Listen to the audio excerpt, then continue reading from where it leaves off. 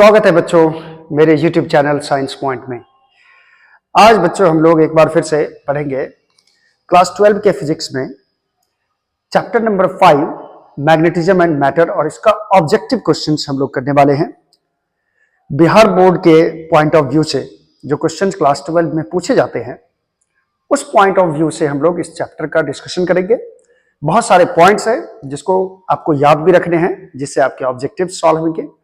और इसमें हम लोग पहले कुछ टॉपिक्स देखेंगे और उस टॉपिक्स से रिलेटेड जितने भी ऑब्जेक्टिव्स हैं वो ऑब्जेक्टिव करने वाले हैं। तो आइए हमारे साथ बन जाइए। ठीक है, चैप्टर नंबर 5 में चैप्टर का नाम है मैग्नेटिज्म एंड मैटर। ठीक है, ये क्लास 12 का एक टॉपिक है। चलिए सबसे पहले बच्चों जानो कि इस चैप्टर में पढ़ना क्या है। बच्चों इस चैप्टर में पढ़ना है हम लोगों को मैग्नेट के बारे में, मैग्नेटिक फील्ड्स के बारे में। ठीक है, अर्थ का मैग्नेटिक फील्ड क्या है, अर्थ के मैग्नेटिक फील्ड को कैसे हम लोग फील करेंगे। ठीक है, उसके सारे ऑब्जेक्टिव्स कैसे सॉल्व करेंगे, और भी बहुत सारे पैरामैग्नेटिक सब्सटेंसेस पढ़ने हैं, फेरोमैग्नेटिक है ना, डायमैग्नेटिक सब्सटेंसेस पढ़ने हैं, रिलेटिव परमिटिविटी के बारे में पढ़ना है। तो बहुत सारे टॉपिक्स हैं आज हम लोग कवर करने वाले हैं। ठीक है, तो चलिए आइए मेरे साथ शुरू हो जाइए। तो चैप्टर का नाम है मैग्नेटिज्म एंड मैटर। सबसे पहला टॉपिक क्या है बच्चों, इसमें हम लोग देखते हैं। सबसे पहला चीज है मैग्नेट क्या है। सबसे पहला चीज, ये मैग्नेट क्या होता है सर?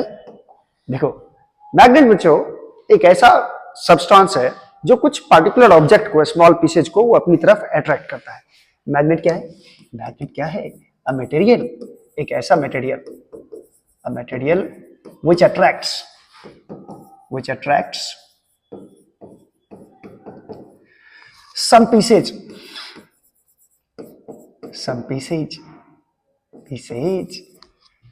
जैसे लाइक आयरन को अपनी तरफ खींचता हो, कोबाल्ट को अपनी तरफ खींचता हो, कोबाल्ट के टुकड़े को, उसके बाद निकेल के टुकड़े को खींचता हो अपनी तरफ।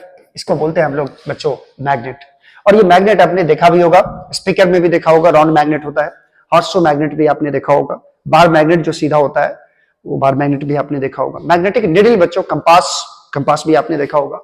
तो बहुत तरह के मैग्नेट होते हैं। कुछ होते हैं बार मैग्नेट, जिसको आप हिंदी में छड़ चुंबक कहते हो। ठीक है, छड़ चुंबक कुछ ऐसा होता है बच्चों जिसमें दो पोल होता है, एक होता है नॉर्थ पोल और दूसरा होता है साउथ पोल। मैग्नेट में दो पोल होते हैं, आपको मालूम होगा, नॉर्थ पोल और साउथ पोल होता है। दूसरा बच्चों होता है हॉर्सो मैग्नेट। इसको बच्चों हम लोग बोलते हैं नाल चुंबक, हॉर्सो मैग्नेट। ये कुछ इस तरह का होता है।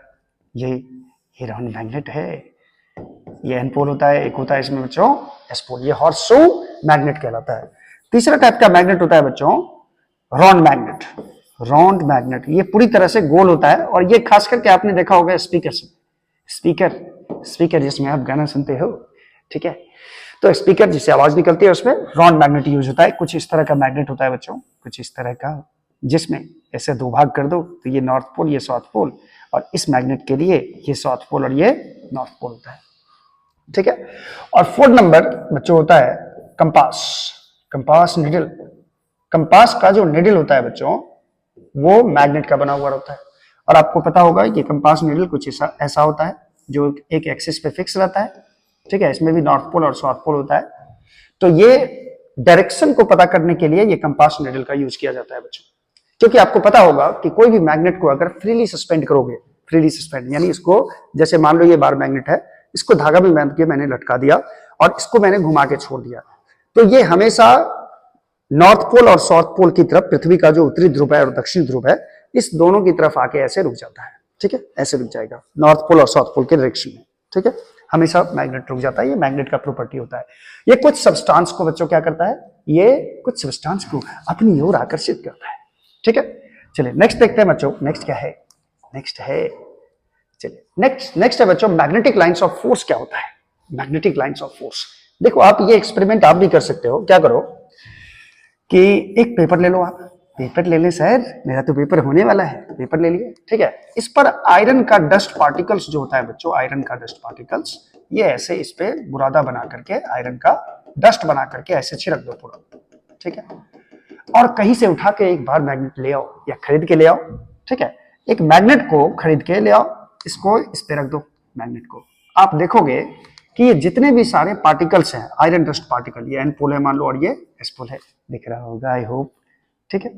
तो इसमें जितने भी आयरन डस्ट पार्टिकल है बच्चों वो कुछ ऐसे सज जाते हैं, ऐसे, जैसे मैं दूसरे फिगर में आपको दिखा देता हूं, जैसे ये नॉर्थ, ये मैग्नेट है, तो इसके अराउंड जितने भी ये लोहा का कण होगा ये ऐसे सज जाता है, पूरा ऐसे राउंड राउंड सज जाएगा, और सजने की जो दिशा होती है वो एन से एस की तरफ होती है, ये ऐसे इस पे पेपर पे सज जाता है, ठीक है, जिसको हम लोग क्या बोलते हैं बच्चों, मैग्नेटिक लाइंस ऑफ फोर्स बोलते हैं। इसी लाइन को बोलते हैं हम लोग बच्चों मैग्नेटिक लाइंस ऑफ फोर्स। जैसे मैंने ये मैग्नेट बनाया, ठीक है, तो इसके आसपास एक इमेजिनरी लाइंस होते हैं, इमेजिनरी कर्व होते हैं जो एन से एस की तरफ गए हुए रहते हैं, एन से एस की तरफ, ऐसे मैग्नेटिक लाइंस ऑफ फोर्स।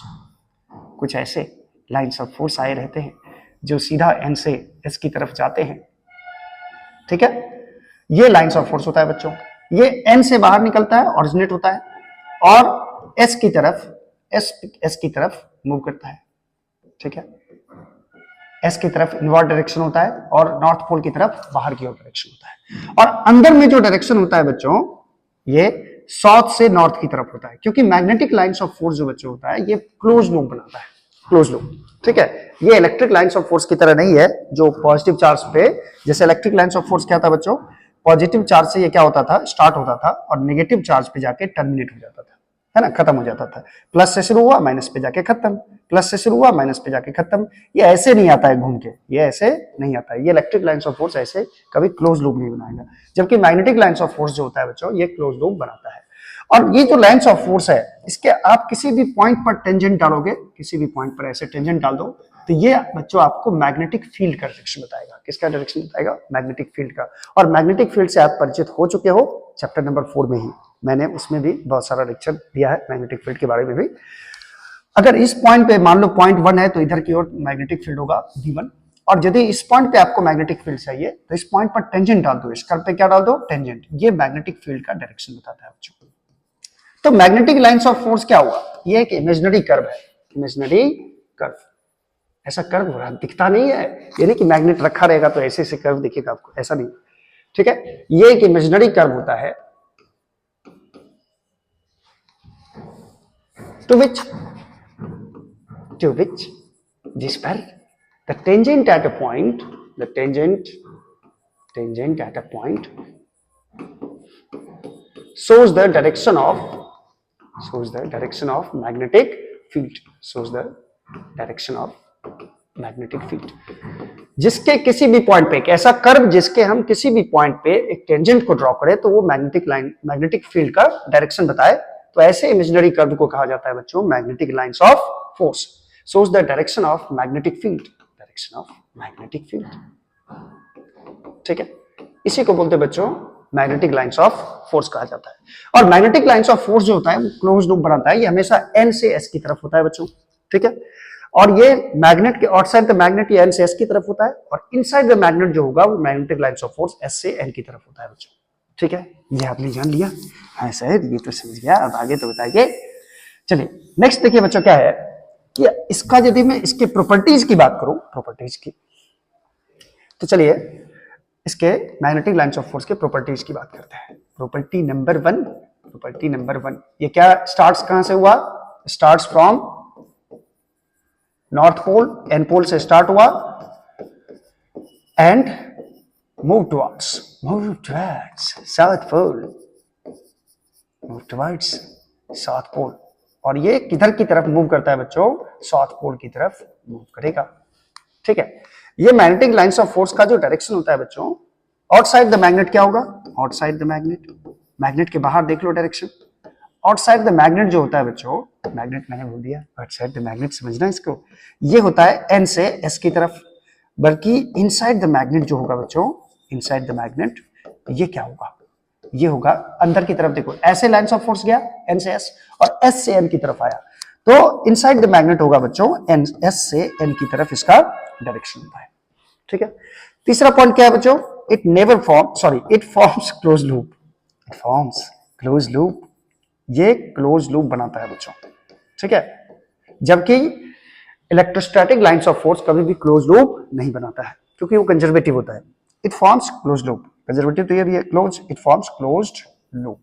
ये क्या बनाता है? क्लोज लूप बनाएगा, ऐसा लूप बनाएगा, ठीक है, इस तरह का लाइंस ऑफ फोर्स। तो ये क्लोज लूप बनाएगा। चलिए अगला पॉइंट क्या है बच्चों, इसको ध्यान से देखना। चौथा पॉइंट क्या है? जो पैरेलल लाइन रहेगा, पहले तो स्ट्रेट होना चाहिए, रुक जाओ एक मिनट। ये कहीं भी लाइन आपको अगर स्ट्रेट दिखे, magnetic lines of force straight दिखे, स्ट्रेट के साथ साथ पैरेलल भी दिखे, और पैरेलल के साथ साथ इक्यू डिस्टेंट भी लिखे।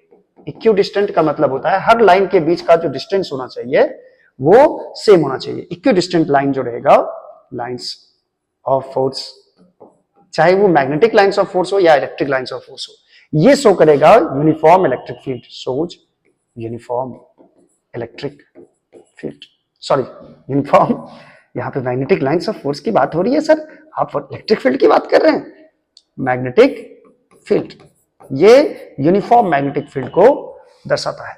जैसे मैं बता दूं आपको कि मान लो ये सारा स्ट्रेट लाइन है, सब एक दूसरे के पैरेलल है, और ऐसा मान लो कि सारे के बीच का डिस्टेंस सेम है, मान लो d है, इसके भी बीच का डिस्टेंस d है, इसके भी बीच का डिस्टेंस d है, तो ये यूनिफॉर्म मैग्नेटिक फील्ड को दर्शाता है बच्चों, ठीक है। चलो पहले इतना नोट कर लो, आप लोग इतना नोट कर लो। चलिए अगला प्रॉपर्टी देखते हैं बच्चों, 5 नंबर प्रॉपर्टी क्या है? 5 नंबर प्रॉपर्टी रे,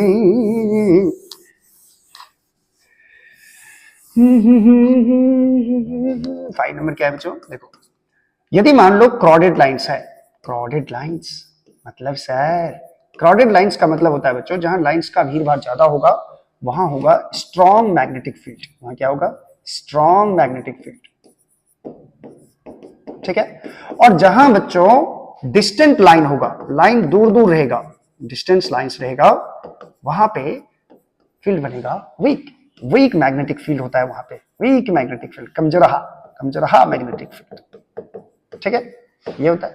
जैसे मैं बता दूं आपको, जैसे मान लो ये नॉन यूनिफॉर्म इलेक्ट्रिक फील्ड है, या न ये लाइंस ऑफ फोर्स है, ऐसा मैग्नेटिक लाइंस ऑफ फोर्स।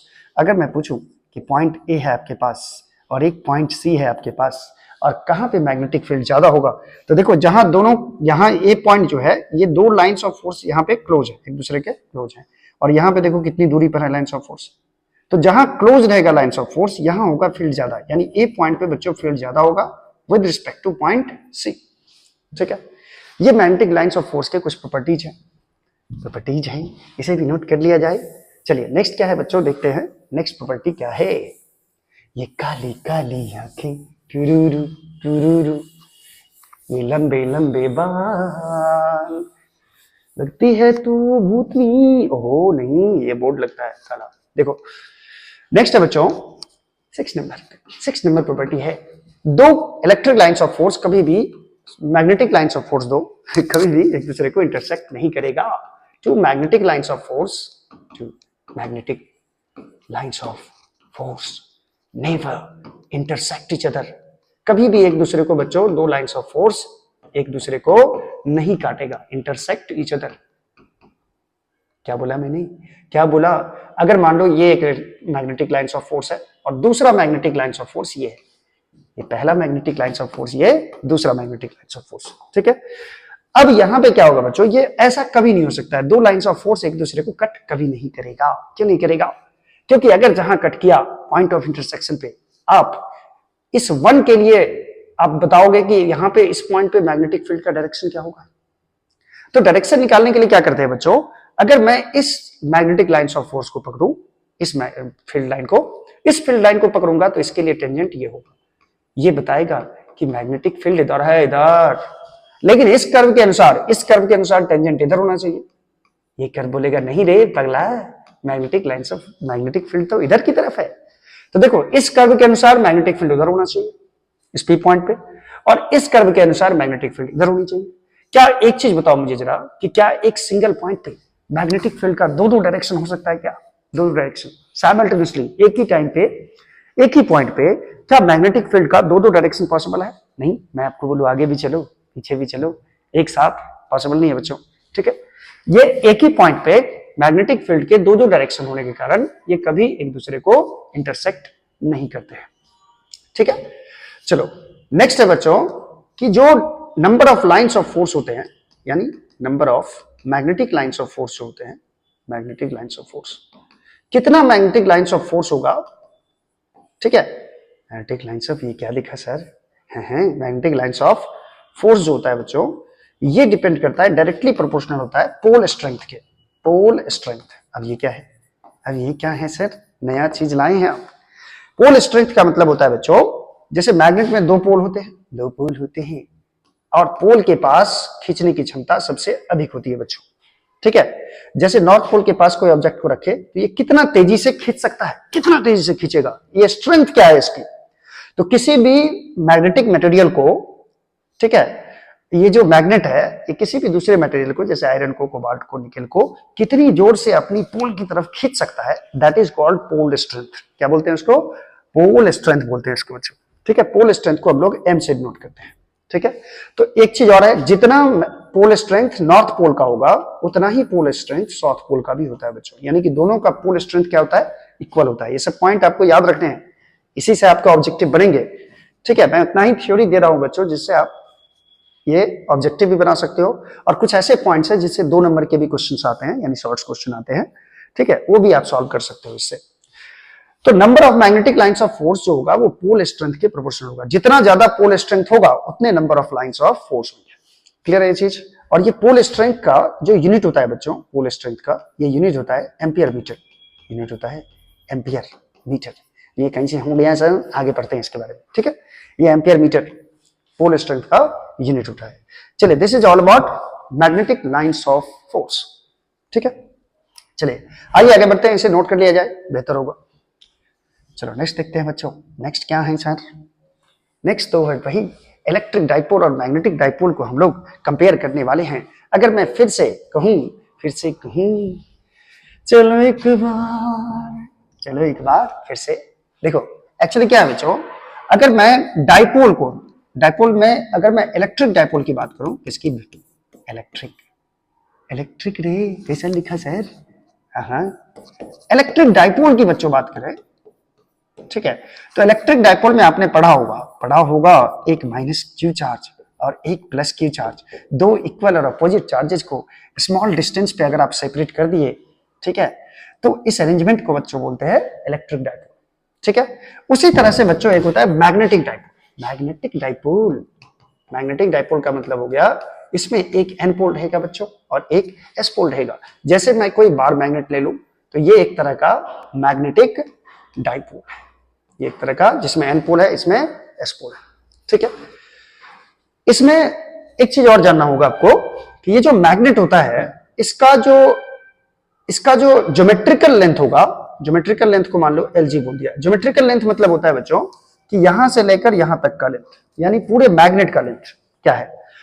और पोल जो होता है वो थोड़ा सा एंड से थोड़ा सा हट के होता है। जैसे यहां भी देखोगे आप, ये जैसे मैं बड़ा सा थोड़ा बड़ा मैग्नेट बना के दिखा देता हूं आपको। एन पोल और एस पोल जो होता है बच्चों, ये थोड़ा इससे एंड से हट के होता है, इधर भी एंड से हट के होगा थोड़ा सा, तो इसको बोलते हैं हम लोग मैग्नेटिक लेंथ, इसको बोलते हैं मैग्नेटिक लेंथ। एन पोल और एस पोल के बीच के डिस्टेंस को कहा जाता है मैग्नेटिक लेंथ, LM मैंने बोल दिया इसको, ठीक है। अब साफ साफ दिख रहा है कि मैग्नेटिक लेंथ जो होता है बच्चों, ये ज्योमेट्रिकल लेंथ से छोटा होता है, ठीक है। यानी मैग्नेटिक लेंथ जो होगा ये लगभग 5/6 LG के बराबर होता है। ये भी ऑब्जेक्टिव में सेट आया है कि मैग्नेटिक लेंथ जो होता है ये ज्योमेट्रिकल लेंथ का 5/6 पार्ट होता है, ठीक है। चलिए, तो इलेक्ट्रिक डाइपोल और मैग्नेटिक डाइपोल समझ गए क्या होता है। तो जिस तरह से आप इलेक्ट्रिक फील्ड, जैसे इलेक्ट्रिक डाइपोल के कारण आप क्या निकालते हो, इलेक्ट्रिक फील्ड किसी पॉइंट पे निकालते हो, उसी तरह मैग्नेटिक डाइपोल के कारण बच्चों हम लोग निकालेंगे मैग्नेटिक फील्ड। इसमें हम लोग चार्ज लेते हैं माइनस क्यू प्लस क्यू, इसमें हम लोग पोल स्ट्रेंथ लेंगे, पोल स्ट्रेंथ, इसका M और इसका भी पोल स्ट्रेंथ हो जाएगा M। लेकिन नेचर दोनों का अपोजिट है बच्चों, इसको आप +M -M बोल सकते हो, बोलने के लिए बोल सकते हो, ठीक है। इसमें भी डाइपोल होता है बच्चों, ठीक है। अच्छा, ये हो जाएगा मैग्नेटिक डाइपोल, ये हो जाएगा इलेक्ट्रिक डाइपोल। अब इसको कंपेयर करके मैं अभी सब कुछ बताऊंगा आपको, तो सारा चीज क्लियर हो जाएगा। चलिए आगे बढ़ते हैं बच्चों, इसमें आगे कहां बढ़ते हैं सर। चलिए, इलेक्ट्रिक डाइपोल और मैग्नेटिक डाइपोल देखो जरा, मैं इधर लिखने जा रहा हूं इलेक्ट्रिक डाइपोल, जरा ध्यान से देखना, ध्यान से, सारा फॉर्मूला याद हो जाएगा, ध्यान से देखना। ये बहुत काम की चीज बता रहा हूं, इससे बहुत सारे ऑब्जेक्टिव्स बनते हैं बच्चों। और इधर मैं लिखने जा रहा हूं मैग्नेटिक डाइपोल, ठीक है। चलिए सबसे पहले ये जान ले हम लोग जान ले कि सबसे पहले पॉइंट चार्ज के कारण बच्चों फील्ड कितना होता है। पॉइंट चार्ज के कारण किसी पॉइंट चार्ज के कारण, जैसे मान लो ये पॉइंट चार्ज क्यू है, ठीक है, इसको मान लो प्लस क्यू चार्ज है, इससे आर यूनिट की दूरी पर अगर हम लोग इलेक्ट्रिक फील्ड निकालते हैं तो इलेक्ट्रिक फील्ड का जो फॉर्मूला होता है बच्चों, आपने पढ़ा होगा पी पॉइंट पे इलेक्ट्रिक फील्ड का जो फॉर्मूला होगा वो होता है के क्यू बाई आर स्क्वायर, के क्यू बाई आर स्क्वायर, ठीक है, ये फॉर्मूला होता है। जहां पे के को आप बोलते हो 1/4 पाई एप्सिलॉन नॉट, जिसे कूलम्ब्स कांस्टेंट बच्चों कहा जाता है। इसका मान भी आपको याद होगा 9 × 10⁻⁹ 9 होता है न्यूटन मीटर स्क्वायर पर कूलम्ब स्क्वायर होता है, ठीक है, इसका यूनिट होता है के।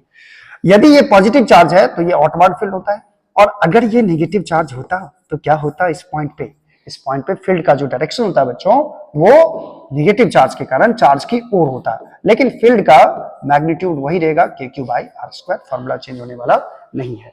अब जरा इधर देखना, इधर देखो, सबसे पहली बात अगर हम सिर्फ एक पोल की बात करें, एक पोल, वन पोल को बच्चे बोलते हैं मोनोपोल एग्जिस्ट नहीं करता है बच्चों। केवल कोई भी मैग्नेट को अगर बीच से कट कर दोगे, मान लो ये एन पोल है, ये एस पोल है, कोई भी मैग्नेट को आप बीच से कट कीजिएगा तो ये जो दो टुकड़ा मिलेगा इसमें भी दो, एक एन और एक एस डेवलप हो जाता है, और इसमें भी एक एन और एक एस डेवलप हो जाता है। यानी हमेशा डाइपोल ही होता है, दो पोल होगा किसी भी मैग्नेट में, मोनोपोल एग्जिस्ट करता ही नहीं है नेचर में, ठीक है, हमेशा सिंगल पोल एग्जिस्ट नहीं करेगा, कभी भी नहीं एग्जिस्ट करेगा, ठीक है, मोनोपोल एग्जिस्ट नहीं करता है। फिर भी हम लोग मान लिए कि मोनोपोल का पोल स्ट्रेंथ मान लीजिए m है, और इसके कारण r डिस्टेंस पर, तो पोल स्ट्रेंथ के कारण बच्चों क्या होगा, पोल स्ट्रेंथ के कारण होगा, जैसे यहाँ चार्ज है, इसको क्या माने हैं, चार्ज प्लस क्यू, ठीक है, उसी तरह से इसको पोल स्ट्रेंथ माने हैं m। नॉर्थ पोल का पोल स्ट्रेंथ और साउथ पोल का पोल स्ट्रेंथ तो दोनों का सेम होता है, केवल नेचर अपोजिट है बच्चों। नेचर क्या अपोजिट है देखो जरा, m है मोनोपोल, अब इसके कारण r डिस्टेंस पर निकालना है मैग्नेटिक फील्ड। मैग्नेटिक फील्ड कितना होगा, ठीक है, तो k के बदले हम k ही लिखने जा रहे हैं इससे कंपेयर करके लिखना है, इससे कंपेयर करेंगे तो क्या होगा, यहाँ चार्ज q था, यहाँ चार्ज q के बदले क्या आ गया, पोल स्ट्रेंथ, q के बदले क्या आ गया, पोल स्ट्रेंथ आ गया m। जहां जहां q होगा उस फॉर्मूला में, जहां जहां m रखेंगे हम लोग वहां km बाई आर स्क्वायर। लेकिन यहाँ का k अलग है बच्चों, ये क्या है, ये है magnetic field due to pole strength, pole strength के कारण मैग्नेटिक फील्ड कितना है, या मोनोपोल के कारण भी आप बोल सकते हो ड्यू टू मोनोपोल कितना होगा। लेकिन यहां जो बच्चों k का वैल्यू है ये कूलम्ब्स कांस्टेंट नहीं है, ये है म्यू नॉट बाई 4 पाई के बराबर। और म्यू नॉट के बारे में आप पहले भी पढ़ चुके हैं, क्या है, ये परमिएबिलिटी है बच्चों, magnetic permeability of free space. इसका जो वैल्यू होता है बच्चों ये 10⁻⁻⁷ होता है, और ये टेस्ला मीटर पर एम्पियर के बराबर होता है, ठीक है, ये हो जाता है k का वैल्यू। इसमें याद रखना, जब भी k का वैल्यू याद रखेंगे तभी ये, जैसे मान लो ये एन पोल है, सिर्फ एन पोल होता, तो एन पोल के कारण अगर यहाँ पे r डिस्टेंस पर आप मैग्नेटिक फील्ड निकालोगे तो इसका डायरेक्शन होगा बाहर की तरफ, ठीक है। लेकिन यही बच्चों यदि एस पोल रहता तो एस पोल के कारण इस पॉइंट पे अगर मैग्नेटिक फील्ड निकालोगे तो ये एस पोल की तरफ होगा ये मैग्नेटिक फील्ड। लेकिन फॉर्मूला हम लोग यही यूज करेंगे, K Q by R square, Q के बदले वहां m डाल दो और के बदले म्यू नॉट बाई 4 पाई, तो ये हो जाएगा km बाई आर स्क्वायर के बराबर। चलिए इतना आप लोगों ने समझ लिया जी सर, समझ लिया। दूसरा देखो बच्चों, मैग्नेटिक इलेक्ट्रिक डाइपोल क्या होता है बच्चों, इलेक्ट्रिक डाइपोल क्या होगा, इलेक्ट्रिक डाइपोल मोमेंट की बात करें तो क्या होगा, इलेक्ट्रिक डाइपोल मोमेंट, ठीक है, यहां लिखने जा रहे हैं electric dipole moment. Electric dipole moment क्या था बच्चों, अगर मान लो ये माइनस की चार्ज है और ये प्लस की चार्ज है, और दोनों के बीच का डिस्टेंस सपोज कीजिए 12 है, और ये दोनों का मिड पॉइंट है O, ठीक है, तो इसका जो इलेक्ट्रिक डाइपोल मोमेंट निकलता था P का वैल्यू याद करो, ये वैल्यू था बच्चों Q इंटू 12 के बराबर, और ये वैल्यू था माइनस से प्लस की तरफ इसका डायरेक्शन होता है, माइनस से प्लस की तरफ, from plus Q minus Q two plus Q, from minus Q two plus Q, minus Q charge से प्लस Q चार्ज की तरफ इसका डायरेक्शन होता है, P बराबर Q इंटू 12 होता है। उसी तरह सेम, इसी तरह है, क्या उसी तरह सर, तीसरा उसी तरह होता है बच्चों magnetic dipole moment, magnetic dipole moment. अब ये क्या है, और ये क्या है? देखो बच्चों, मैग्नेटिक डाइपोल मोमेंट जो होता है बच्चों, ये क्या होता है? तो मान लो ये मैग्नेट है, मान लो ये एन पोल है और ये एस पोल है, दोनों के बीच का डिस्टेंस मान लेते हैं हम लोग 12 है। तो मैग्नेटिक डाइपोल मोमेंट डिफाइन होता है बच्चों m बराबर, इसका पोल स्ट्रेंथ मानते हैं हम लोग, चार्ज के बदले क्या मानते हो? m, यानी q के बदले हम क्या लिखेंगे? m लिखेंगे, और लेंथ को 12 ही रहने देंगे हम लोग, ठीक है। और इसका यूनिट हो जाता है बच्चों, यूनिट मैग्नेटिक मोमेंट का यूनिट हो जाता है, चूंकि इसका यूनिट होता है m का यूनिट मैंने बताया था आपको एम्पियर मीटर होता है, और लेंथ का भी मीटर हो जाएगा, तो ये हो जाएगा टोटल एम्पियर मीटर स्क्वायर। ये होता है मैग्नेटिक मोमेंट का यूनिट। सेम जिस तरह यदि आप इलेक्ट्रिक डाइपोल मोमेंट पढ़े हो तो आपको मैग्नेटिक डाइपोल मोमेंट भी आना चाहिए। केवल क्या हो रहा है बच्चों, यहां रिप्लेसमेंट हो रहा है, चार्ज के बदले हमने डाल दिया, चार्ज के बदले पोल स्ट्रेंथ मैग्नेटिक डाइपोल के लिए, ठीक है। और जब जैसे मैंने यहाँ पे k का वैल्यू लिया कूलम्ब्स कांस्टेंट के बराबर, तो इसमें जो k का वैल्यू लेंगे बच्चों वो μ0/4π लेंगे, ठीक है। तो मैग्नेटिज्म के लिए ये चीज चेंज हो जाता है। चलिए आइए आगे बढ़ते हैं, इसको नोट कर लिया जाए बेहतर होगा, ठीक है। चलिए आगे बढ़ते हैं। आगे क्या है? आगे बहुत खतरनाक चीज है, चलिए इसे में देख लेते हैं बच्चों। अब यदि मैं बात करूं, कहां बात करूं सर? आओ मेरे घर पे कभी बात करते हैं। इधर इलेक्ट्रिक डाइपोल मोमेंट लिख रहे थे, इधर मैग्नेटिक डाइपोल मोमेंट। तीसरा देखो बच्चों, तीसरा देखो, electric field due to dipole के कारण इलेक्ट्रिक फील्ड देखो कितना होता है। चलो सब चीज आपको याद होगा, आई होप याद होगा।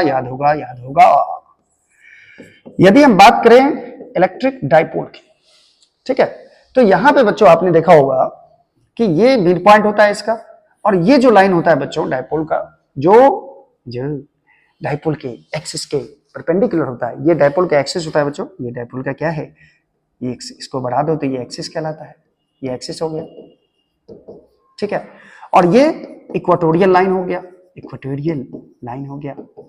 ठीक है। आपको पता होगा इक्वाटोरियल लाइन पे यहाँ पे जो इलेक्ट्रिक फील्ड का डायरेक्शन होता है वो किधर की तरफ होता है?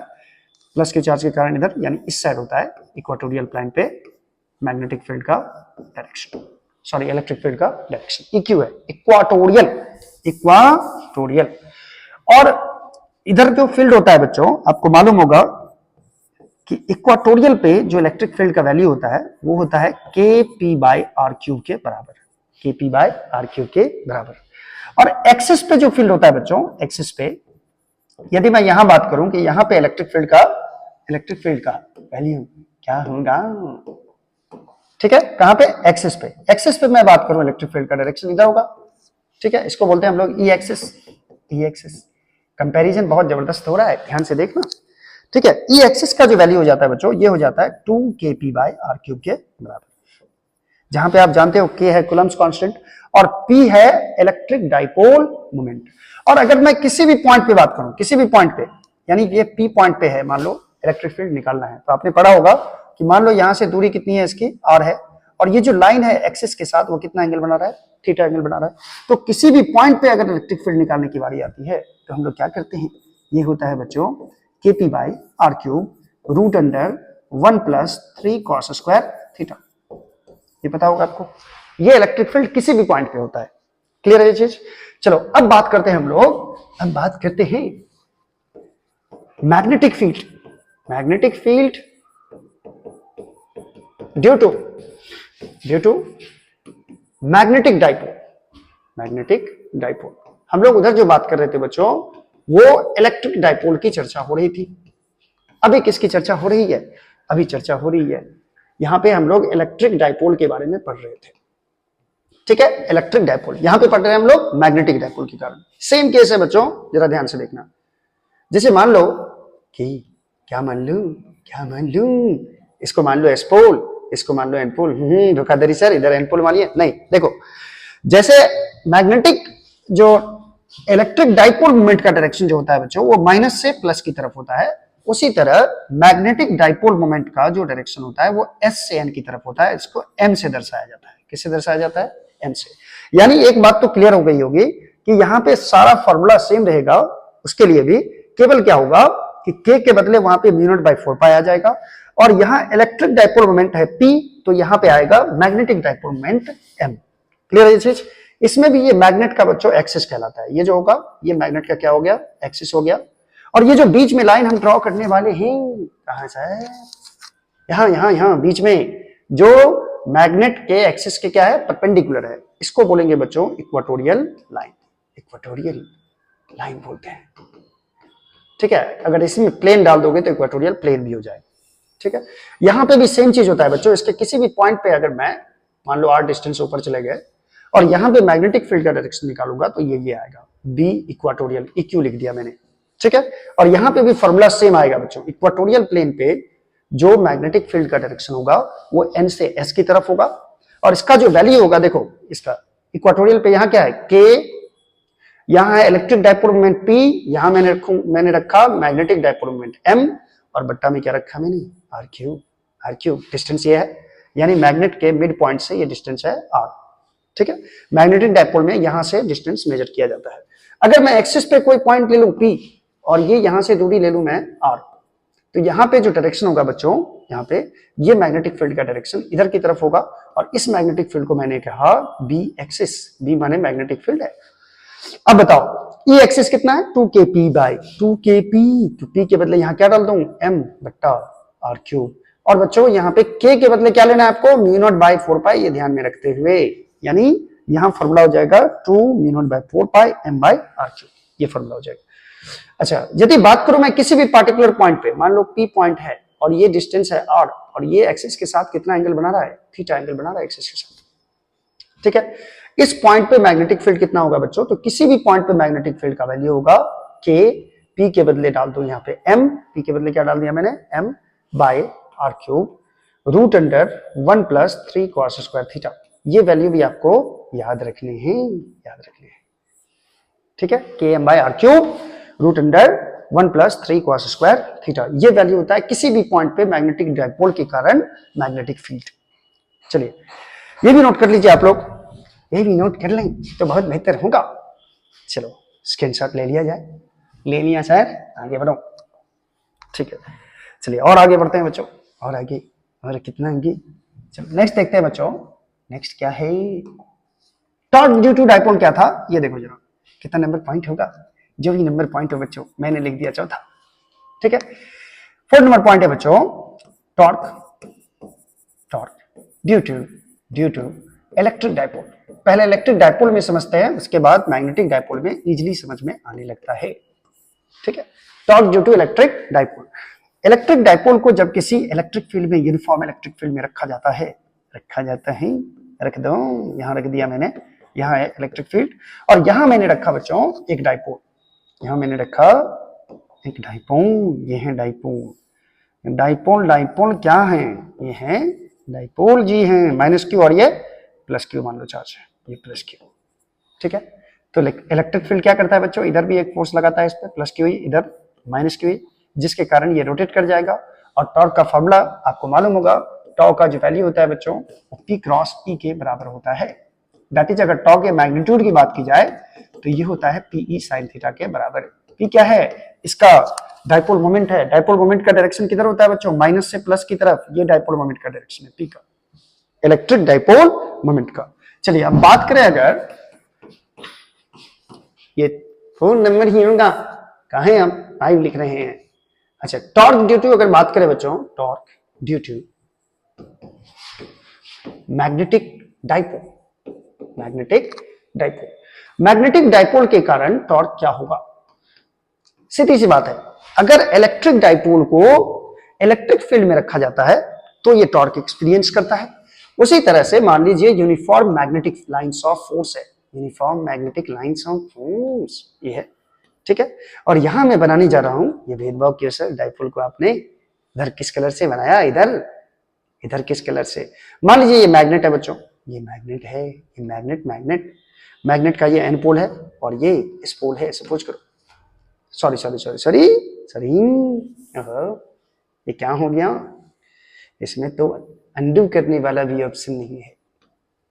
अच्छा हाँ, ये मैग्नेटिक लाइंस ऑफ फोर्स है मान लो बच्चों, और नहीं थोड़ा सा कलर दिया चेंज, ठीक है। और यहां मैंने बनाया एक मैग्नेट, यानी किसी मैग्नेटिक फील्ड में मैग्नेट को मैंने रख दिया, और ये मान लो एस पोल है और ये मान लो एन पोल है, ठीक है। एन पोल तो इधर की तरफ खींचेगा मैग्नेटिक फील्ड के डायरेक्शन में, और ये मैग्नेटिक फील्ड के अपोजिट डायरेक्शन में, जिसके कारण ये भी नचेगा बच्चों, ये भी नचेगा। और इसके मैग्नेटिक मोमेंट का जो डायरेक्शन होगा वो किधर से किधर होगा, एस से एन की तरफ होगा, ठीक है। ये जो टॉर्क एक्सपीरियंस करेगा बच्चों, ये टॉर्क का फॉर्मूला हो जाता है। इस टॉर्क का फॉर्मूला क्या होगा, तो देखो यहां से P क्रॉसिंग, P क्या है यहाँ पे, इलेक्ट्रिक डाइपोल मोमेंट, यहां क्या होगा, magnetic dipole moment cross, E यहाँ पे इलेक्ट्रिक फील्ड है, लेकिन यहाँ पे क्या है बच्चों, मैग्नेटिक फील्ड, तो M क्रॉस B हो जाता है फॉर्मूला। ये बहुत इंपॉर्टेंट फॉर्मूला है, ऑब्जेक्टिव में कई बार पूछा है, tau equal to M cross B। यदि मैं इसके मैग्नीट्यूड की बात करूं बच्चों, तो मैग्नीट्यूड हो जाता है MB sin थीटा। थीटा क्या है, साफ साफ दिख रहा होगा, डाइपोल मोमेंट और मैग्नेटिक फील्ड के बीच का एंगल है, ठीक है। अगर इसको रोटेट करवाया जाता है, ये रोटेट करेगा, तो बच्चों देखो इलेक्ट्रिक डाइपोल को किसी फील्ड में रखने से उसमें एक पोटेंशियल एनर्जी भी स्टोर होता है, और इस पोटेंशियल एनर्जी का फॉर्मूला आप लोग पढ़े होंगे, ये होता है माइनस पी डॉट ई के बराबर, ये होता है माइनस पी डॉट ई के बराबर। एक फॉर्मूला है बच्चों, अगर थीटा पे डिनोट करवाया जाए तो P into one minus cos theta, P into one minus cos theta, कुछ इस तरह का फॉर्मूला है, ठीक है। P into one minus cos theta, P dot E, नहीं यही याद रखो, माइनस पी डॉट ई याद रखो, ठीक है। अगर यहां बात करें बच्चों, यहां बात करें, इसमें भी मैग्नेटिक पोटेंशियल एनर्जी स्टोर होगा, तो U का वैल्यू हो जाएगा इसमें क्या था, इलेक्ट्रिक डाइपोल मोमेंट, इसमें आ जाएगा मैग्नेटिक डाइपोल मोमेंट, और डॉट प्रोडक्ट है ये P cos थीटा होता है, जिसका value minus P dot E, तो यहां आ जाएगा माइनस M डॉट B। यहां पे इलेक्ट्रिक फील्ड है, तो यहां क्या आ जाएगा, मैग्नेटिक फील्ड आ जाएगा। क्लियर है ये चीज, तिलियल है तिलियल, मैंने सारा चीज एक्सप्लेन कर दिया बच्चों, इलेक्ट्रिक फील्ड और मैग्नेटिक फील्ड से रिलेटेड, यानी कि इलेक्ट्रिक डाइपोल कैसा होता है और मैग्नेटिक डाइपोल क्या होता है, इसके बारे में आपने स्टडी कर लिया। चलिए एक टर्म मैं आपको और बताना चाहता हूं बच्चों। एक टर्म क्या बताना चाहते हैं सर, एक टर्म ये है बच्चों कि अगर हम बात करें मैग्नेटिक मोमेंट की, इसको भी जरा समझ लेते हैं। और एक चीज मैं आपको बता देना चाहता हूं, क्योंकि पिछले क्लास में भी जो पिछला लेक्चर है मैंने, उसमें मैग्नेटिक लाइंस ऑफ फोर्स के बारे में मैंने बता दिया था कि स्ट्रेट करंट कैरिंग वायर के कारण कैसा magnetic field lines of force होगा, और सर्कुलर करंट कैरिंग वायर के कारण कैसा मैग्नेटिक लाइंस ऑफ फोर्स होता है। इससे आप अवगत हो चुके हैं। एक टर्म मैं आपको बता देना चाहता हूं, मैग्नेटिक मोमेंट क्या होता है बच्चों, मैग्नेटिक मोमेंट क्या होता है, अभी पढ़े हम लोग मैग्नेटिक मोमेंट क्या होता है। मान लीजिए एक सर्कुलर कॉइल है ऐसा, इसका मैग्नेटिक मोमेंट क्या होगा, क्योंकि ये भी एक मैग्नेट की तरह बच्चों बिहेव करता है, क्योंकि आपको पता होगा सर्कुलर करंट कैरिंग कॉइल के कारण जो मैग्नेटिक लाइंस ऑफ सेंटर पे होता है वो सीधा होता है। ऐसे मान लीजिए वायर में करंट जा रहा है, ठीक है, दाहिने हाथ के सारे उंगली को मैंने ऐसे घुमा दिया, तो अंगूठा किधर दिखाता है, अंगूठा मैग्नेटिक फील्ड का डायरेक्शन बताता है, तो ये मैग्नेटिक फील्ड का डायरेक्शन बताया। बाकी मैग्नेटिक लाइंस ऑफ फोर्स जो होगा बच्चों, ये राउंड होता है और ये टेढ़ा होता है, ठीक है। ऐसे लाइंस ऑफ फोर्स, ऐसा लगेगा कि इधर से लाइंस ऑफ फोर्स एंट्री कर रहा है, इधर से एग्जिट हो रहा है, तो जिधर एंट्री किया वो एस पोल की तरह काम करता है, जिधर से एग्जिट हुआ वो एन पोल की तरह काम करता है। इधर भी मैग्नेटिक लाइंस ऑफ फोर्स बनेंगे बच्चों, इधर भी बनेंगे मैग्नेटिक लाइंस ऑफ फोर्स, ठीक है। तो ये एक मैग्नेट की तरह करंट कैरिंग कॉइल जो है, ये आपको मैं कलर इसका दिखा देता हूं चेंज करके, ये करंट कैरिंग वायर है, जिसमें इधर की तरफ करंट पास कर रहा है, ऐसे जा रहा है। Magnetic lines of force centre पे सीधा होता है, यानी ये भी एक मैग्नेट की तरह बिहेव करेगा, ठीक है। सपोज करो इस कॉइल का जो एरिया है, इस कॉइल का एरिया क्या है, आई है, और इसमें जो करंट पास कर रहा है वो करंट एरिया जो है वो ए है, और इसमें जो करंट पास कर रहा है बच्चों, इस करंट कितना है, आई है। तो मैग्नेटिक मोमेंट डिफाइन होता है करंट इंटू एरिया, तो करंट इसमें आई है और एरिया ए है, इसी को बोलते हैं मैग्नेटिक मोमेंट बोलते हैं, ठीक है। यदि इसमें एन टर्न रहता, कॉइल में बहुत सारा टर्न रहता, और एक टर्न में मान लो एन नंबर ऑफ टर्न है, और मान लो किसी एक टर्न में आई करंट जा रहा है, तो एन टर्न में कितना करंट जाएगा, एन आई, तो मैग्नेटिक मोमेंट का फॉर्मूला हो जाता है बच्चों एन आई ए, और जिधर एरिया का डायरेक्शन होगा उधर मैग्नेटिक मोमेंट का डायरेक्शन होगा। ये फॉर्मूला हो जाता है मैग्नेटिक मोमेंट का, ये भी फॉर्मूला ऑब्जेक्टिव में है। तो आओ बच्चों अब करते हैं ऑब्जेक्टिव्स। अभी जो टॉपिक हम लोगों ने पढ़ा है बच्चों, इससे रिलेटेड जितने भी टॉपिक्स है यानी कि ऑब्जेक्टिव्स है, वो हम लोग करने वाले हैं, ठीक है। इंतजार की घड़ी हुई खत्म और ऑब्जेक्टिव्स अब शुरू करने वाले हैं। सबसे पहला नंबर ऑब्जेक्टिव क्या है बच्चों, ये मैं पढ़ने जा रहा हूं। पहला नंबर ऑब्जेक्टिव है बच्चों, SI unit of magnetic pole strength. Magnetic pole strength का बच्चों एसआई यूनिट क्या होता है? ये होता है बच्चों एम्पियर मीटर। याद रखना है, एम्पियर मीटर होता है। ठीक है, चलिए तो एम्पियर मीटर कौन सा ऑप्शन दिख रहा है आपको? Option number C. चलो नेक्स्ट है बच्चों, the torque experienced by a current loop of magnetic moment m placed in magnetic field B। देखिए एक करंट लूप है जिसका मैग्नेटिक मोमेंट दे दिया है बच्चों, मैग्नेटिक मोमेंट दे दिया है, मैग्नेटिक मोमेंट है m। ठीक है, और इसका पूछ रहा है, इसको ये हम लोग मैग्नेटिक फील्ड में रखते हैं, B मैग्नेटिक फील्ड में रखा गया है, तो ये टॉर्क कितना एक्सपीरियंस करेगा? तो टॉर्क का फॉर्मूला याद करो बच्चों, इलेक्ट्रिक फील्ड में टॉर्क का फॉर्मूला क्या था बताओ? इलेक्ट्रिक डाइपोल को जब इलेक्ट्रिक फील्ड में रखा जाता है तो टॉर्क वो एक्सपीरियंस करता है P क्रॉस E। P है इलेक्ट्रिक डाइपोल मोमेंट और E है इलेक्ट्रिक फील्ड। उसी तरह से आप निकाल सकते हो कि मैग्नेटिक फील्ड में किसी मैग्नेटिक मोमेंट वाले करंट लूप को रखा जाए तो ये मैग्नेटिक टॉर्क जो एक्सपीरियंस करेगा बच्चों, तो P के बदले यहां पे मैग्नेटिक डाइपोल मोमेंट ले लेंगे और E इलेक्ट्रिक फील्ड के बदले मैग्नेटिक फील्ड ले लेंगे। कहने का मतलब अगर इलेक्ट्रोस्टैट में आपको याद है यदि फॉर्मूला सब, तो आपको मैग्नेटिज्म का भी फॉर्मूला याद रहेगा बच्चों। m क्रॉस b फॉर्मूला कौन सा है देख लो, ये है a m cross b tau equal to b cross m, ये m बाई b, तो ये m cross b option number 1 में दिख रहा है। चलिए क्वेश्चन नंबर 3 है बच्चों, a bar magnet of magnetic moment m is cut into two parts of equal length, the magnetic moment of either part is.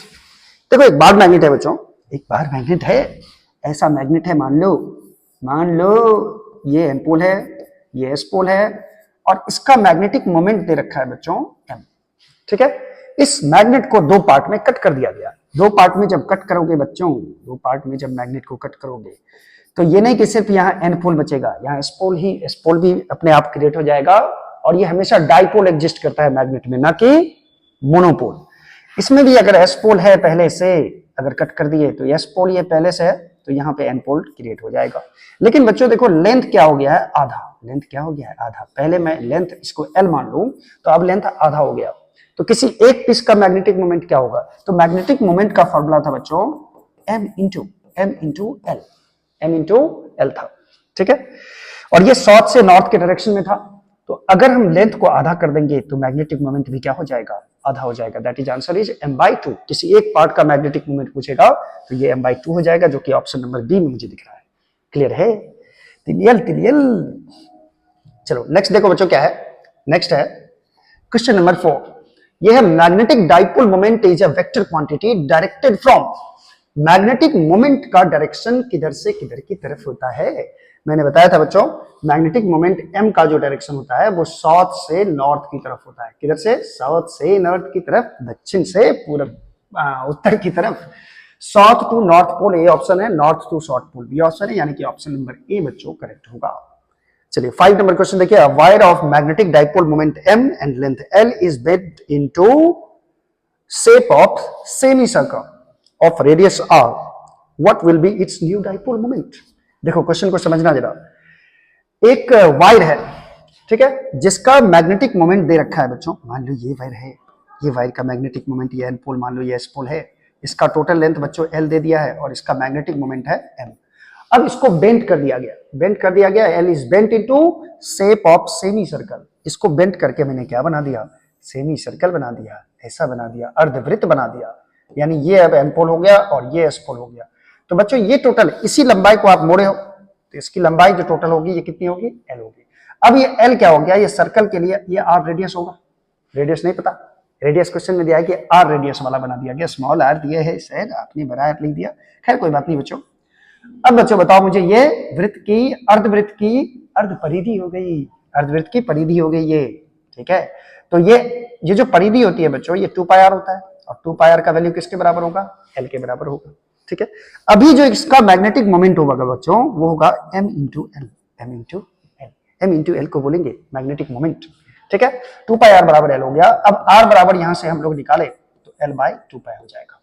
अभी देखो नॉर्थ पोल साउथ पोल के बीच का डिस्टेंस हम लोग l लिए हैं। अब देखो अब जो नॉर्थ पोल और साउथ पोल के बीच का डिस्टेंस होगा ये हो जाएगा 2r के बराबर, यानी कि डायमीटर के बराबर। ठीक है, अब जो इसका मैग्नेटिक मोमेंट होगा बच्चों, किसका? सेमी सर्कल का जो मैग्नेटिक मोमेंट होगा इसको m डैश बोल दिया, इसको मैं लिखूंगा m इंटू ये लेंथ कितना? 2r, m into 2r।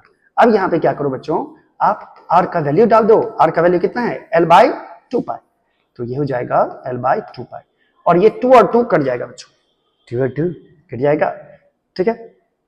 अरे 2 पाई आर कैसे लिख दिया सर, अरे मेरे से पंगा सर, 2 पाई आर कैसे लिख दिया आपने, ये तो बच्चों पाई आर होगा, हाँ थोड़ा सा मिस्टेक, तुझे बिन जाने मैंने लिख दिया।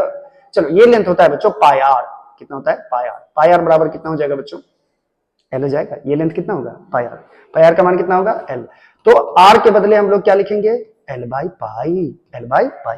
अब जो लेंथ है बच्चों नॉर्थ पोल और साउथ पोल के बीच का डिस्टेंस जो है वो 2r, यानी पोल स्ट्रेंथ को इसके लेंथ से मल्टीप्लाई करते हैं तो मैग्नेटिक मोमेंट मिलता है।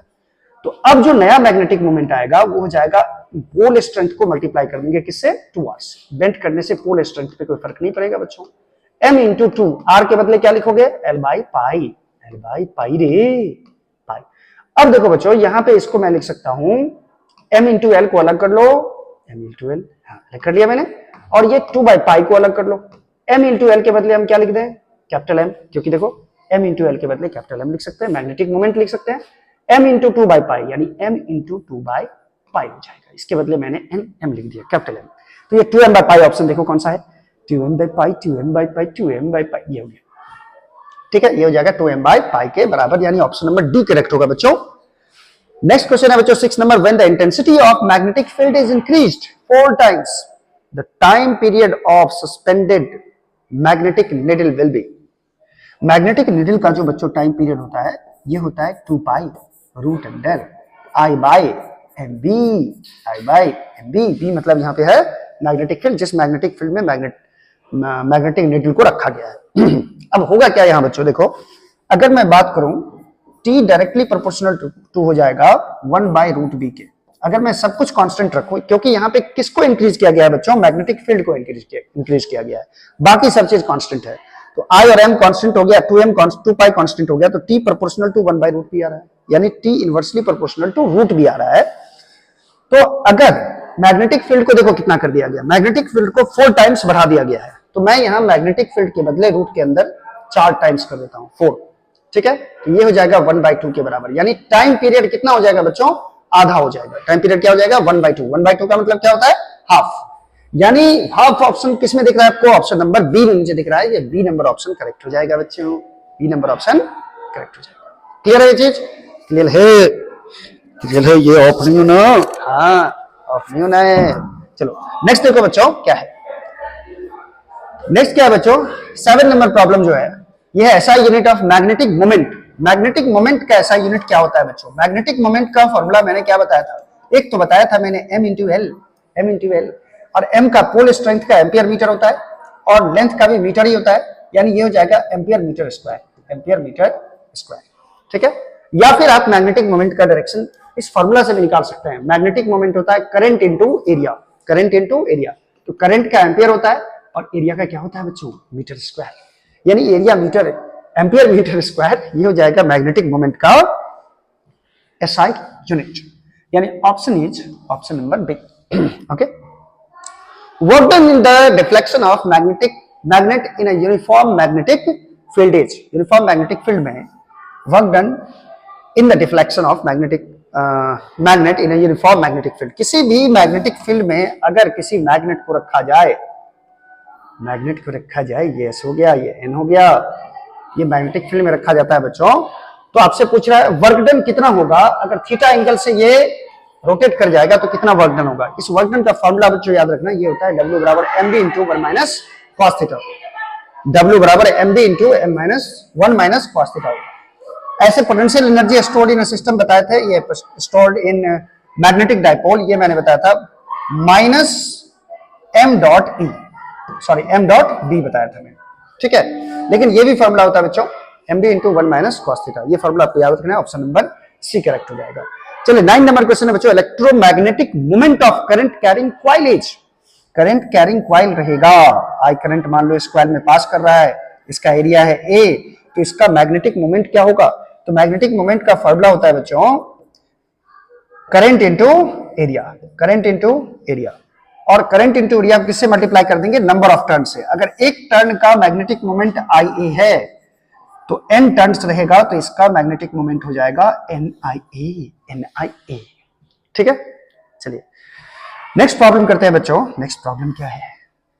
तुझे बिन जाने बिन पहचाने मैंने हृदय से लगाया। पर 10 नंबर क्वेश्चन आ गया। अच्छा 10 नंबर क्वेश्चन क्या है? Expression for the time period of magnet oscillating in uniform magnetic field is. Time period पूछ रहा है बच्चों। यदि कोई मैग्नेट है, सपोज करो मैग्नेट है सर, ये मैग्नेटिक फील्ड है, सपोज करो ये डायरेक्शन है, ठीक है, मैंने एक मैग्नेट रख दिया रे, इधर एस पोल है, इधर एन पोल है।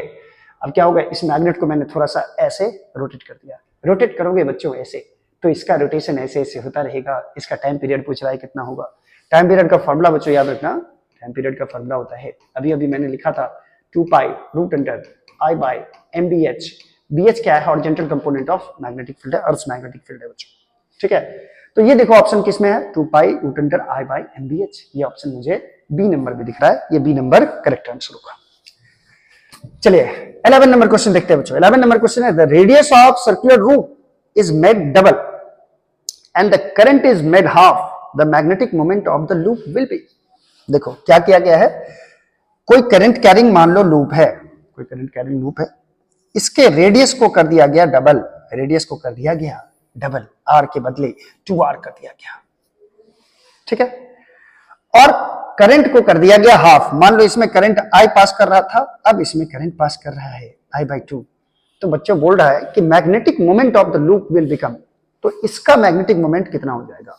पहले ये देख लो जरा, इसका मैग्नेटिक मोमेंट कितना होगा? I × A, और A का वैल्यू यहां पे बच्चों हो जाएगा I × पाई r²।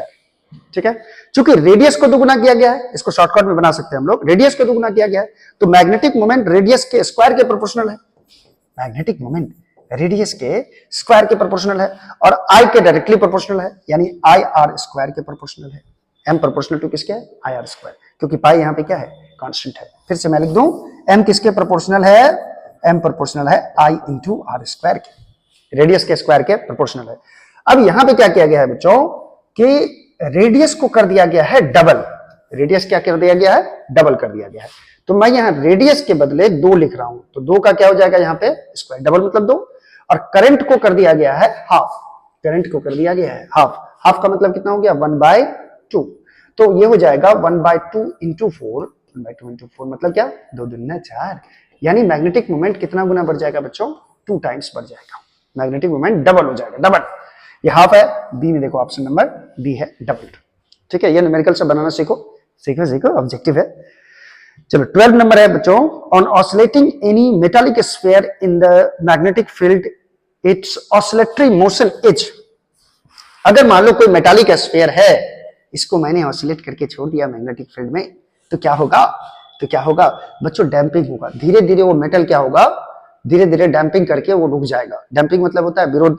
डैम्पिंग जैसे होता है कि कोई पेंडुलम है, कोई पेंडुलम है, ठीक है, इसका मोशन मान लो ऐसे हो रहा है, ये इधर से इधर जा रहा है, टू एंड फ्रो मोशन कर रहा है, एंगुलर SHM है ये। इसको मैंने डाल दिया पानी में, पानी में यही मोशन करवाया। क्या एयर में जैसा मोशन हो रहा था वैसा पानी में भी होगा? नहीं, पानी इसका विरोध करेगा। इसको सिटी याद होगा आपको, पानी इसका विरोध करेगा, जिसके कारण डैम्पिंग शुरू हो जाएगा। इसी को डैम्पिंग बोलते हैं बच्चों, जब SHM का विरोध होने लगता है।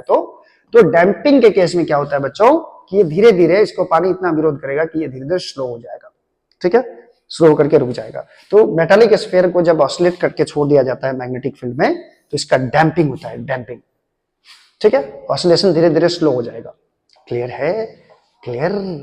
चलिए नेक्स्ट क्वेश्चन देखिए बच्चों, on dividing any magnet of magnetic moment M parallel to its length into n equal pieces will be magnetic moment. चलिए देखते हैं बच्चों क्या किया गया है। क्या किया गया है? एक मैग्नेट है, एक मैग्नेट है जिसका n पोल ये है, s पोल ये है, और इसको डिवाइड कर दिया गया बच्चों n इक्वल पार्ट में, पैरेलल टू इट्स लेंथ। इसी के लेंथ के पैरेलल इसको n पार्ट में काट दिया गया, बहुत सारे पार्ट में। ठीक है, मान लो हम इसको 5 पार्ट में काट दिया, 5 पार्ट में क्या दिया। अब इसका पूछ रहा है मैग्नेटिक मोमेंट क्या होगा। देखो काटने से बच्चों इसका लेंथ चेंज नहीं होगा, लेंथ रहेगा ये 12 मानो या एल मानो, कुछ भी मानो, 12 एल ही मान लो, ठीक है, एल मान लिया मैंने। तो मैग्नेटिक मोमेंट का फॉर्मूला होता है pole strength into L, pole strength into L. अभी इतना है, ठीक है। इसको मैंने 5 भाग में डिवाइड कर दिया, 5 मैग्नेट बना दिया, 1 2 3 4 5 मैग्नेट बना दिया इसके पैरेलल। तो देखो बच्चों पोल स्ट्रेंथ जो होगा, पोल स्ट्रेंथ वो भी 5 पार्ट में डिवाइड हो जाएगा, ठीक है। अब जो किसी एक पार्ट का निकालोगे तो एक पार्ट का मैग्नेटिक मोमेंट आएगा, अब पोल स्ट्रेंथ m/5 लेंगे लेकिन लेंथ वही रहेगा, ठीक है। तो magnetic moment m into L को क्या बोलेंगे, कैपिटल M बोल देंगे, मैग्नेटिक मोमेंट बोल देंगे, और बट्टा में 5 है तो 5 डाल देंगे, यानी इसको 5 पार्ट में डिवाइड किए तो मैग्नेटिक मोमेंट भी 5 पार्ट में डिवाइड हो गया, ठीक है। उसी तरह यदि n पार्ट में इसको डिवाइड करते हैं तो नया जो मैग्नेटिक मोमेंट एक का आएगा वो हो जाएगा m/n, ठीक है। m/n ऑप्शन नंबर देखो, ऑप्शन नंबर ए आ रहा है, क्लियर है। चलिए 14 नंबर क्वेश्चन है बच्चों, the value of magnetic potential at a distance r from a pole strength m is, magnetic moment, देखो कोई एक पोल है, मोनोपोल है सपोज करो, इसका पोल स्ट्रेंथ है m और पूछ रहा है मैग्नेटिक पोटेंशियल कितना होगा r डिस्टेंस पर, मैग्नेटिक पोटेंशियल का वैल्यू कितना होगा, ये आपसे पूछ रहा है, ठीक है। आप यदि ये फॉर्मूला याद नहीं है तो आप सोचो जरा, सोचो कंपेयर किए थे, सोचो मैग्नेटिक डायपोल में और इलेक्ट्रिक डायपोल में कंपैरिजन जब कर रहे थे तो याद करो, इसमें पोल स्ट्रेंथ होता है, इसमें क्या होता है, चार्ज होता है, क्या होता है, चार्ज। चार्ज के कारण r डिस्टेंस पर बच्चों पोटेंशियल कितना होता है, kq/r, ये पोटेंशियल होता है, आपने पढ़ा है। उसी तरह ये पोल स्ट्रेंथ के कारण यहाँ पोटेंशियल होगा k, और यहाँ q चार्ज है तो q दिए हैं, यहाँ m है तो यहाँ m डालेंगे और बट्टा में r, और k के बदले आपको याद है इसमें क्या आता है, v0/4 m/r, ये ऑप्शन देखो बच्चों कौन सा है, v0/4 m/r, ये पोटेंशियल होगा, मुझे ये दिख रहा है ऑप्शन नंबर ए में। अब आप बोलोगे सर आप तो सारा ऑप्शन नंबर ए ही दे रहे हैं, चलो बच्चों ऐसा ही टाइप किया गया तो क्या किया जाता है। 15 नंबर क्वेश्चन देखो बच्चों, the magnetic field lines inside a bar magnet are, किसी भी बार मैग्नेट के अंदर मैग्नेटिक फील्ड लाइंस कैसा होता है। देखो मैग्नेटिक फील्ड लाइन के बारे में मैंने डिटेल्स में आपको बताया था, अभी बताया था रे। नॉर्थ पोल से साउथ पोल की तरफ डायरेक्शन होता है मैग्नेटिक लाइंस ऑफ फोर्स का, नॉर्थ से साउथ की तरफ, ठीक है। तो लेकिन मैग्नेटिक लाइंस ऑफ फोर्स बच्चों क्लोज लूप बनाता है, इसलिए लाइंस ऑफ फोर्स मैग्नेट के अंदर में जो होगा ये S से N की तरफ होगा, और ये मैग्नेट के एक्सिस के अलॉन्ग होता है, ये मैग्नेट के एक्सिस के पैरेलल होगा। यानी पहला ऑप्शन है पैरेलल टू द एक्सिस, दूसरा ऑप्शन है perpendicular to the axis, radial, circular, क्या हो जाएगा, parallel to the axis, magnetic lines of force होता है। क्लियर है ये चीज, क्लियर है, क्लियर। चलो नेक्स्ट देखो, नेक्स्ट क्या सा क्वेश्चन लाए हैं आप सर, हाँ 16 नंबर क्वेश्चन क्या है बच्चों, 16 नंबर क्वेश्चन तो आइए आपके सामने है, the direction of magnetic field at a point is given by, magnetic field, हाँ किसी भी करंट कैरिंग वायर के कारण या मैग्नेट के कारण जो मैग्नेटिक फील्ड का हम लोग डायरेक्शन निकालते हैं उसके लिए क्या यूज करते हैं बच्चों, याद करो, याद करो। जैसे ये कोई स्ट्रेट करंट कैरिंग वायर है, इसके कारण मुझे बोर्ड पर ही इस पॉइंट पे मैग्नेटिक फील्ड का डायरेक्शन निकालना है, तो इसके लिए राइट हैंड रूल यूज करते हैं बच्चों। वायर को दाहिना हाथ में ऐसे पकड़ो कि करंट का डायरेक्शन अंगूठा बताए, और इस सारे उंगली को घुमाओ तो ये मैग्नेटिक लाइंस ऑफ फोर्स देता है, और पी पॉइंट पे ये किधर जा रहा है, अंदर की तरफ जा रहा है, अंदर की तरफ जा रहा है, तो अंदर की तरफ इसका मैग्नेटिक फील्ड का डायरेक्शन हो जाता है। इसके लिए क्या यूज किए बच्चों, क्या यूज किए, राइट हैंड रूल, क्या यूज किए, राइट हैंड रूल। तो बच्चों इसमें ऑप्शन देखो कौन सा है राइट हैंड रूल, ये फ्लेमिंग्स लेफ्ट रूल है नहीं, एम्पियर्स रूल है ये भी नहीं, राइट हैंड थंब रूल यही यूज किया जाता है, ठीक है। अच्छा 17 नंबर क्वेश्चन है बच्चों, मैग्नेटिक फील्ड लाइंस कैसा होता है। ए में ऑप्शन है ऑलवेज फॉर्म क्लोज लूप, ये magnetic lines of force close loop बनाता है, बिल्कुल सही है। चलिए और भी ऑप्शन पढ़ते हैं, क्या नेवर फॉर्म क्लोज लूप, ये गलत है। Form close loop only in a magnet, नहीं मैग्नेट में नहीं, करंट कैरिंग कॉइल के कारण भी होता है बच्चों, magnetic lines of force loop बनाता है। और ऑलवेज स्ट्रेट लाइन, नहीं, ये ऑप्शन नंबर ए ही करेक्ट होगा बच्चों, ये हमेशा क्या बनाता है, लूप बनाता है, लूप, बंद लूप बनाएगा, ठीक है। चलो नेक्स्ट क्वेश्चन क्या है, नेक्स्ट क्वेश्चन है 18 number question, the force between two magnetic poles is directly proportional to, ये क्या हुआ, ये क्या हुआ, कहा गया क्वेश्चन, क्या है, the force between two magnetic poles is directly proportional. अच्छा ये जो फोर्स होता है दो मैग्नेटिक पोल्स के बीच का, ये किसके प्रोपोर्शनल होता है बच्चों, याद करो 2 पॉइंट चार्ज था जब, जब 2 पॉइंट चार्ज रहा करता था प्लस क्यू माइनस क्यू, इस दोनों के बीच का जो फोर्स होता है बच्चों, ये डायरेक्टली प्रोपोर्शनल होता है दोनों प्लस क्यू माइनस क्यू नहीं। चलो Q1 Q2 मान लेते हैं, एक चार्ज है Q1 दूसरा चार्ज है Q2 और दोनों के बीच का डिस्टेंस है R, तो ये फोर्स प्रोपोर्शनल होता है Q1 Q2 के। उसी तरह मान लो कि एक का पोल स्ट्रेंथ है M, दूसरे का पोल स्ट्रेंथ है प्लस M, एक का माइनस M मान लेते हैं, ठीक है। अब इस दोनों के बीच का जो फोर्स होगा, देखो एक मिनट, ये दो मैग्नेट लेना पड़ेगा बच्चों, दो मैग्नेट रे, मान लो ये एन पोल है, एक मैग्नेट का ये एस पोल है और ये मैग्नेट है इसका एन पोल है, ये एस पोल है, ठीक है। अब ये दोनों एक दूसरे को रिपेल करेगा, दोनों के बीच का डिस्टेंस मान लीजिए R है, इसका पोल स्ट्रेंथ मैंने बोल दिया M1 है, इसका पोल स्ट्रेंथ M2 है, तो ये फोर्स डायरेक्टली प्रोपोर्शनल टू होगा प्रोडक्ट ऑफ पोल स्ट्रेंथ। जैसे इसमें प्रोपोर्शनल टू Q1 Q2 है, तो इसमें डाल दिया मैंने M1 M2, पोल स्ट्रेंथ के प्रोडक्ट के प्रोपोर्शनल होता है। चलिए ऑप्शन नंबर ए क्या है बच्चों, the product of the pole strength, बिल्कुल सही। चलो मैक्सिमम का ऑप्शन नंबर ए ही आ रहा है, ये तो अजीब लग रहा है। Horseshoe magnet is an example of, horseshoe magnet कौन सा होता है, अच्छा natural magnet, artificial magnet, neither natural nor artificial. Horseshoe magnet कैसा होगा, ये आर्टिफिशियल ही होना चाहिए बच्चों, हॉर्सशू मैग्नेट। चलिए ये आर्टिफिशियल होता है। नेक्स्ट क्वेश्चन है 20 number question, the pole strength of a magnet is, pole strength of the magnet is, किसी भी मैग्नेट का जो पोल स्ट्रेंथ होता है बच्चों, यानी एन पोल का पोल स्ट्रेंथ और दूसरे पोल का पोल स्ट्रेंथ, ये दोनों का पोल स्ट्रेंथ बराबर होता है बच्चों, ठीक है। बोल रहा है ऑलवेज पॉजिटिव, नहीं, हमेशा पॉजिटिव नहीं होगा, हमेशा नेगेटिव भी नहीं होगा। The same for both poles, दोनों पोल का पोल स्ट्रेंथ क्या होता है, सेम होता है। जितना खींचने की क्षमता लोहा का टुकड़ा को एन पोल खींचेगा उतना ही एस पोल भी खींचता है बच्चों, क्लियर है ये चीज। चलो ऑप्शन नंबर इसमें हो जाएगा सी। 21 number, the SI unit of magnetic field is, magnetic field का एसआई यूनिट क्या होता है, टेस्ला रे, टेस्ला, जिसको बच्चों वेबर पर मीटर स्क्वायर भी कहा जाता है, वेबर पर मीटर स्क्वायर को ही बच्चों टेस्ला बोलते हैं और ये एसआई यूनिट होता है मैग्नेटिक फील्ड का। टेस्ला को जो टेस्ला रे गॉस, टेस्ला, देखो टेस्ला बी नंबर ऑप्शन है, तो ये ऑप्शन नंबर बी हो जाएगा।